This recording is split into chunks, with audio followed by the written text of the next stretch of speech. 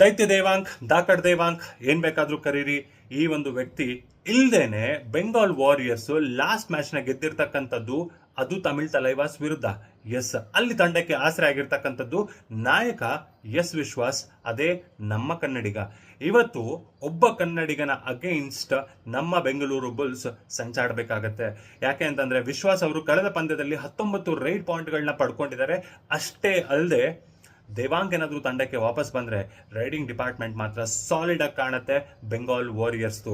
But ಅದನ್ನ opposite ಆಗಿ ಇರ್ತಕ್ಕಂಥದ್ದು ನಮ್ಮ ಗುರು ಆಗಿರ್ತಕ್ಕಂಥ ಬ್ಲಾಕ್ ಬಸ್ಟರ್ ಕೋಚ್ ಅಂತಾನೆ ಹೆಸರುವಾಸಿ ಆಗಿರ್ತಕ್ಕಂಥ ನಮ್ಮ ಕೋಚ್ BC ರಮೇಶ್ ಸಾಹೇಬ್ರು ಒಂದು ಆಣಿಮುತ್ಯವನ್ನು ನಮ್ಗೆ ಕೊಟ್ಟಿದ್ದಾರೆ. ಒಂದಲ್ಲ, ಇಡೀ ತಂಡನೇ ಆಣಿಮುತ್ಯವಾಗಿ ಕಾಣ್ತಾ ಇದೆ.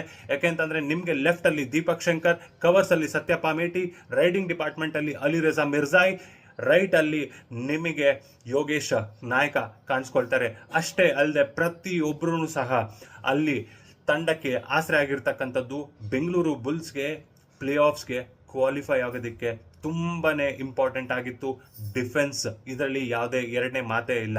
ಬಟ್ ಅಷ್ಟೇ ಅಲ್ಲದೆ ಇವತ್ತು ಬೆಂಗಾಲ್ ವಾರಿಯರ್ಸ್ಗೆ ಪ್ಲೇ ಆಫ್ಸ್ಗಂತೂ ಕ್ವಾಲಿಫೈ ಆಗಲ್ಲ, ಬಟ್ ಅಪ್ಸೆಟ್ ಅಂತೂ ಮಾಡಲಿಕ್ಕೆ ಖಂಡಿತ ಪ್ರಯತ್ನ ಮಾಡೇ ಮಾಡ್ತಾರೆ.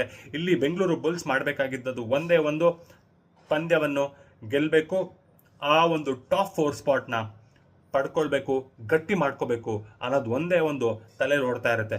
ನಿಮ್ಗೇನು ಅನ್ಸತ್ತೆ, ಇವತ್ತು ಬೆಂಗಳೂರು ಬುಲ್ಸಾ ಅಥವಾ ಬೆಂಗಾಲ್ ವಾರಿಯರ್ಸಾ? ಕಾಮೆಂಟ್ ಸೆಕ್ಷನಲ್ಲಿ ಹೇಳಿ.